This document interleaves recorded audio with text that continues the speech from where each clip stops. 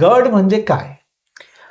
GERD म्हणजे ते wording मध्येच आहे sir, GERD, gastro oesophageal reflux disease. म्हणजे काय सर, जठर हा एक ऍसिड सगळ्यात जास्त तयार होणारा एरिया म्हणजे जठर असतो.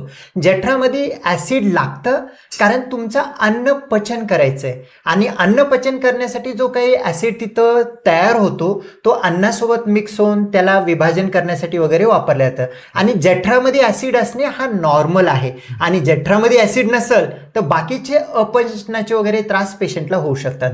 पण जर का त्या जठरामधला ऍसिड काही कारणास्तव जास्त सिक्रेट होत असेल, जसं की खाण्यापिण्यामध्ये मसालेदार आहे, लेट नाईट खाणे, लाईफस्टाईल चांगलं नाही आहे, त्या गोष्टीनं होत असेल, किंवा जो इसोफेगस आहे, इसोफेगस म्हणजे फूड पाईप आणि जठरामधला जो झडप आहे, वॉल आहे, तो वॉल लूज झाला तर इकडे ऍसिड कमी असला तरी वरती येतो, वरती येऊन आपल्याला तो ऍसिड आहे आणि जळजळ छातीमध्ये होतो हे जाणवतं. त्याला आपण गॅस्ट्रो इसोफेजियल रिफ्लक्स डिसीज म्हणजे जठरामधला ऍसिड फूड पाईपमध्ये येऊन जळजळ होणं, ह्या आजाराला आपण GERD किंवा ऍसिडिटी असं म्हणतो.